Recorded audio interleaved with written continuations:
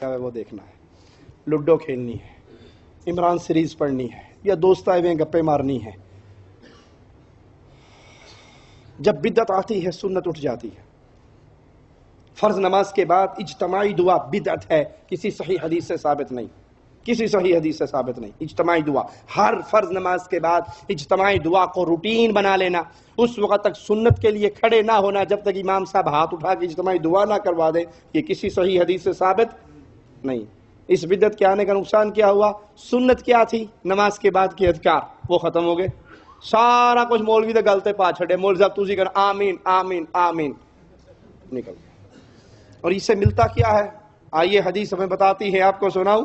بعض غریب صحابہ نے آ کر رسول اللہ صلی اللہ علیہ وسلم کے سامنے عرض کی، یا رسول اللہ صلی اللہ علیہ وسلم، امیر صحابہ تو ہم سے جیت گئے، یہ صدقہ کرتے ہیں، ہمارے پاس تو کچھ ہے نہیں صدقہ کریں، یہ فی سبیل اللہ جہاد میں مدد کرتے ہیں، یہ اللہ کا دیا ہوا مال خرچ کرتے ہیں، نمازیں جیسے ہم پڑھتے ہیں یہ بھی پڑھتے ہیں، روزے ہم رکھتے ہیں یہ بھی رکھتے ہیں، تو قیامت کے دن یہ تو جیت جائیں گے ہم سے۔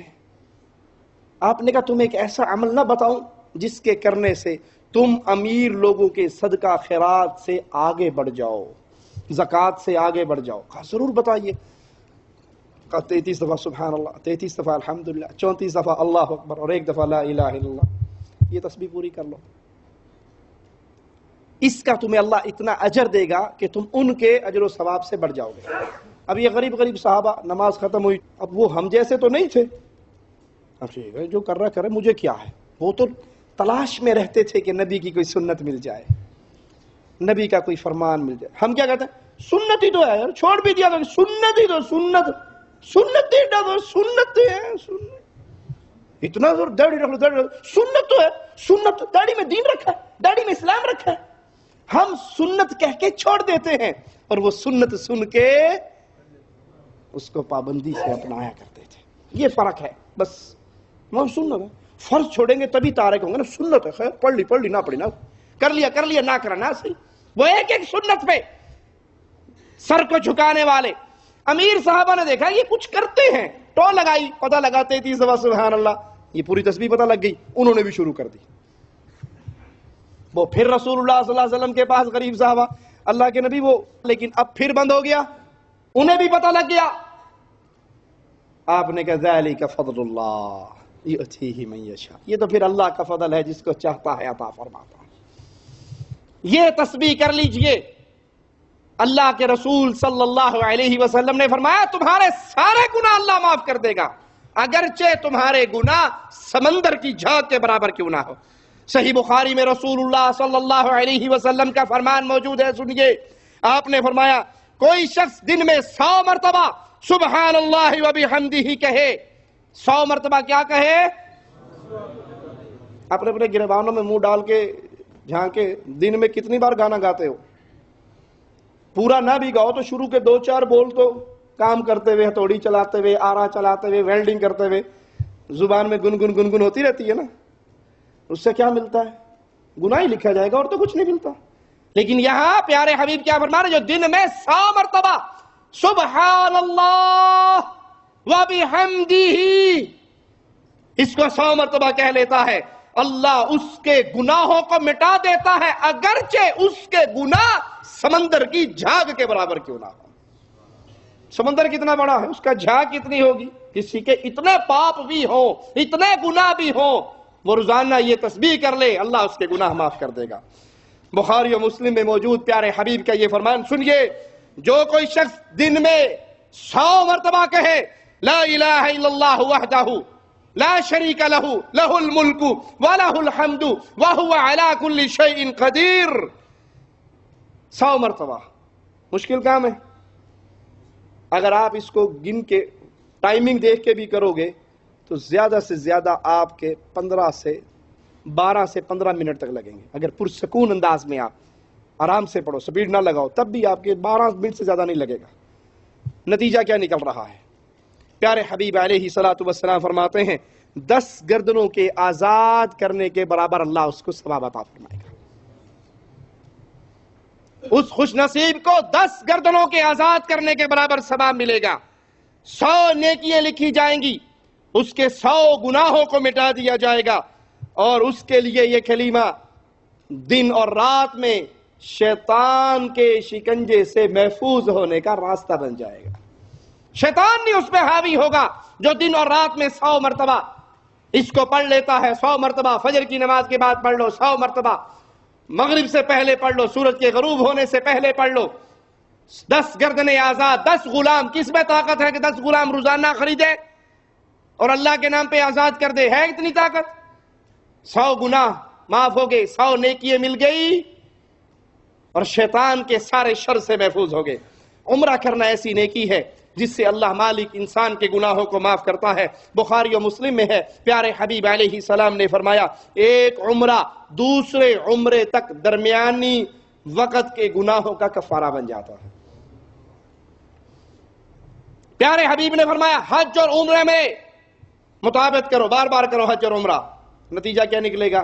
2 فائدے حدیث ہمیں بتا رہی ہے۔ ایک تو اللہ تمہارے گناہوں کو معاف کر دے گا، اور ایک اللہ تمہاری غربت کو ختم کر دے گا۔ بظاہر آپ کے 70-80 ریال لگ رہے ہیں، 100 ریال لگ رہے ہیں، لیکن میرے نبی کا وعدہ ہے، اور محمد کا وعدہ جھوٹ ہو سکتا صلی اللہ علیہ وسلم، کہ محمد کریم وہی وعدہ کرتے ہیں اپنی امت سے جو امت کا رب ہمارے نبی کو بتاتا ہے۔ حج اور عمرہ بار بار کرو، بار بار عمرے پہ جاؤ، ہر 2 مہینے کے بعد، ہر مہینے کے بعد، ہر 3 مہینے کے بعد زیادہ سے زیادہ عمرے کرو۔ اللہ تمہارے گناہوں کو معاف کرے گا، تمہاری غربت کو امیری میں بدل دے گا۔ پیارے نبی صلی اللہ علیہ وسلم پہ درود و سلام پڑھنا وہ عظیم نیکی ہے جس سے انسانوں کے گناہ معاف ہو جاتے ہیں۔ پیارے نبی صلی اللہ علیہ وسلم نے فرمایا، جس نے مجھ پر ایک دفعہ درود بھیجا، اللہ اس کے 10 گناہ معاف کر دیتا ہے۔ یہ حدیث بھی صحیح مسلم میں ہے۔ جو ایک مرتبہ کہے صلی اللہ علیہ وسلم، اللهم صل على محمد وعلى آل محمد كما صليت على إبراهيم وعلى آل إبراهيم إنك حميد مجيد اللهم بارك على محمد وعلى آل محمد كما باركت على إبراهيم وعلى آل إبراهيم إنك حميد مجيد۔ اے اللہ رحمت نازل فرما محمد صلی اللہ علیہ وسلم پر اور محمد صلی اللہ علیہ وسلم کی آل پر، جیسا کہ تو نے رحمت نازل فرمائی ابراہیم علیہ السلام پر اور ابراہیم علیہ السلام کی آل پر، بے شک تو بڑی تعریف والا بزرگی والا ہے۔ اے اللہ برکت نازل فرما محمد صلی اللہ علیہ وسلم پر اور محمد صلی اللہ علیہ وسلم کی آل پر، جیسا کہ تو نے برکت نازل فرمائی ابراہیم علیہ السلام پر اور ابراہیم علیہ السلام کی آل پر، بے شک تو بڑی تعریف والا بزرگی والا ہے۔ ایک دفعہ کہو آپ نے صلی اللہ علیہ وسلم کا ترانہ ایک دفعہ گایا، آپ کے گناہوں کو اللہ تعالی 10 گناہوں کو معاف کر دیتا ہے۔ ایک صحابی نے آ کر کہا تھا، یا رسول اللہ صلی اللہ علیہ وسلم، میں نے اپنی دعا میں آپ پر درود پڑھنے کا ایک وقت مقرر کر رکھا ہے، ایک حصہ درود پڑھتا ہوں، باقی حصے میں دعا مانگتا ہوں۔ آپ نے فرمایا اچھا بہتر ہے اگر تو درود اور زیادہ کرے گا۔ تو کہا ٹھیک ہے میں 2 حصے درود کر لوں گا، باقی دعا مانگ لوں گا۔ فرمایا اگر درود زیادہ پڑے گا تیرا ہی فائدہ ہے۔ کہا پھر 3 حصے درود ہی پڑھوں گا، دعا نہیں مانگوں گا، جتنا وقت دعا کے لیے مقرر تھا سارا آپ پہ درود و سلام میں گزار دوں گا۔ اللہم صلی علی نبینا و حبیبنا محمد صلی اللہ علیہ وسلم، یہی پڑھتا رہوں گا۔ خوشخبری سنیے پیارے حبیب کے پیارے لبوں سے، فرمایا اگر تو یہی کرے گا اللہ بغیر مانگے تیری تمناؤں کو پورا کر دے گا، تیرے گناہوں کو معاف کر دے گا، بغیر مانگے تیری تمنائیں پوری۔ نسخہ لے لیجئے، آپ کے دل میں ہے کوئی یہ دعا اللہ میری قبول کر لے، اس نیت کو دل میں رکھیں اور اس نیت سے پیارے حبیب پہ درود و سلام پڑھتے جائیں، بغیر مانگے ہی اللہ پوری کرتا رہے گا، اور اللہ گناہوں کو معاف کر دے گا، آپ کے کھاتے میں گناہ نہیں رہیں گے۔ یاد کر لیجئے گناہ انسان کو ہلاکت کے دروازے پہ لے کے جاتے ہیں، بربادی کا منہ دکھاتے ہیں۔ ہماری زندگی تو صبح شام گناہوں میں بھری ہوئی ہے۔ ہمارے بابا آدم علیہ السلام سے ایک ہی گناہ ہوا تھا نا، ایک گناہ اللہ نے جنت سے نکال دیا۔ اس سے کیا سمجھ آئی کہ ایک گناہ بھی رہ گیا باقی تو جنت میں داخلہ ممکن؟ یا تو اللہ اپنی رحمت سے سارا گناہ معاف کر دے، یا اللہ نہ کرے پھر اس گناہگار کو جہنم کا عذاب ہو اور وہاں سے اپنے گناہوں کی خلاصی کروا کے پھر جنت میں جائے گا۔ جنت اور گناہ برابر جمع نہیں ہو سکتے کہ گناہ بھی ہو باقی اور جنت بھی مل جائے۔ بابا آدم سے ایک ہی ہوا تھا اور جنت سے نکال دیے گئے۔ میری اور آپ کی تو زندگی گناہوں میں ڈوبی ہوئی ہے۔ اللہ کے لیے توبہ کیجئے، اللہ کے لیے اللہ سے معافی مانگیے، ایسے اعمال کیجئے جن اعمال سے اللہ گناہوں کو دھو دائے۔ اللہ سے دعا ہے اللہ ہمارے گناہوں کو معاف فرما دے، اللہ ہماری خطاؤں کو معاف فرما دے، اللہ ہماری سیاہ کاریوں کو معاف فرما دے، اللہ ہمیں زندہ رکھے ایمان پہ رکھے، اللہ ہمیں زندہ رکھے توحید پہ رکھے، اللہ ہمیں زندہ رکھے اسلام کو ماننے والا، اسلام پہ عمل کرنے والا، اسلام کی دعوت دینے والا، اسلام کا پیغام گھر گھر پہنچانے والا بنا کے رکھے۔ جب اللہ موت دے، جب اللہ اپنے پاس بلائے تو اس حال میں موت ہو، اس حال میں آخری زندگی کے ایام گزر رہے ہوں کہ وہ زندگی کے آخری ایام اللہ کی عبادت کرتے ہوئے ہم زندگی کے بہترین ایام گزار رہے ہوں۔ اللہ اس حال میں اپنے پاس بلائے، اللہ ہم سے راضی ہو، اللہ ہم سے راضی ہو، اللہ ہماری خطاؤں کو معاف کر چکا ہو، ہماری سیاہ کاریوں کو اللہ معاف کر چکا ہو، ہماری خطاؤں سے درگزر فرما چکا ہو۔